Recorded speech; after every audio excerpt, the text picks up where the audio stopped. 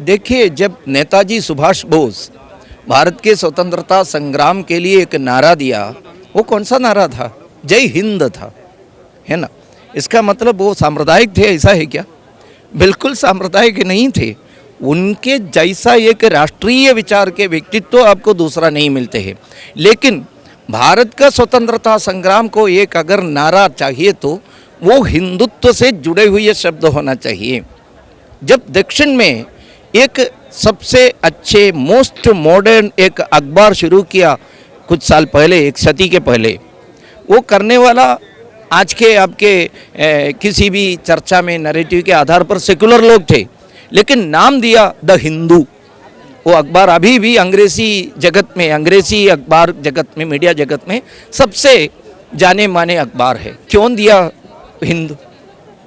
इसका मतलब इस भारत की संस्कृति का नाम है हिंदुत्व। वो किसी एक मजहब के, किसी एक उपासना पद्धति से जुड़े हुए केवल मात्र नाम नहीं है। आप चाहे काली के पूजा करो, आप अगर मंदिर में न जाओ, फिर भी वो हिंदू है। इस संस्कृति का नाम है। उस संस्कृति को दिखाने लायक, एक प्रकार से रिप्रेजेंट करने लायक एक नाम आकर अगर इस राष्ट्र को देना है तो वो नाम हिंदू राष्ट्र है। जैसे भारत के स्वतंत्रता संग्राम का जो नारा जय हिंद हुआ है, एक अखबार का नाम हिंदू होते हैं। इस राष्ट्र का एक विशेषण शब्द अगर एडजेक्टिव देना है तो वो हिंदू है। यानी ये सेकुलर शब्द कहाँ से आया, वो जरा देख लीजिए आप। ये मध्यकालीन समय पर ये वेस्टर्न देश में ईसाइयत का जो ज़्यादा बोलबाला चला रहे थे, पोप का राज्य चल रहे थे, उस समय वहाँ के विचारकों ने, कहा कि वेस्ट के विचारकों ने एक Christian domination and pope domination के खिलाफ उन्होंने बहुत मुहिम चलाया। उस मुहिम चलाने के समय एक वैचारिक पक्ष उन्होंने रखने के लिए कोशिश किया। उसमें उन्होंने बताया गवर्नमेंट मस्ट बी सेकुलर। मतलब क्या है?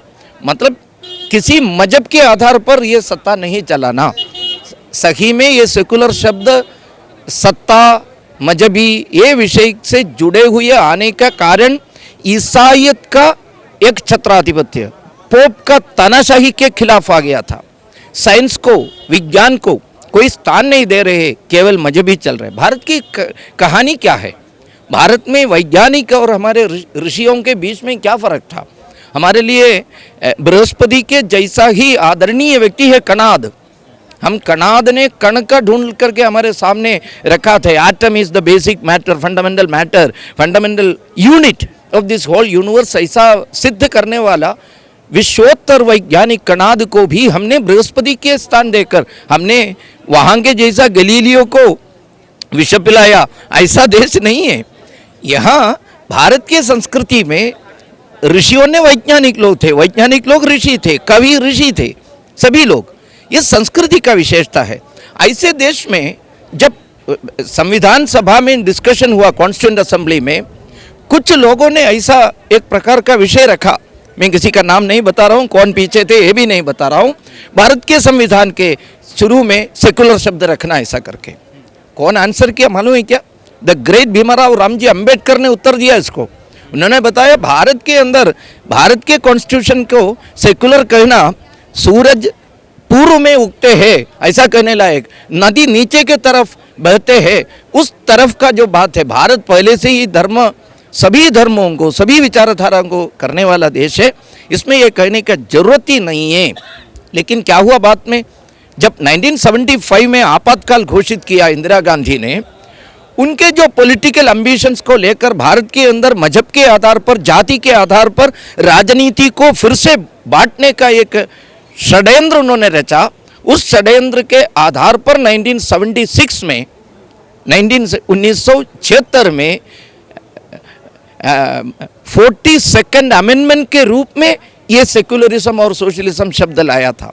जब उनके पिताजी जीवित थे, पिताजी भी अंग थे, सदस्य थे कॉन्स्टिट्यूएंट असेंबली में, वहाँ करने की आवश्यकता नहीं है। ऐसे बहुत बड़े कॉन्स्टिट्यूशन निर्माताओं ने तय किया। लेकिन इंदिरा गांधी को कुछ पॉलिटिकल एम्बिशंस थे। यहाँ के पॉलिटिकल ऑर्गेनाइजेशंस को जातिगत, मजहबजत बांटने के लिए इस शब्द का उल्लेख किया। दैट इज द विडंबना, एक प्रकार के संविधान का एक हो गया है। अदरवाइज सेकुलर शब्द की जरूरत नहीं है।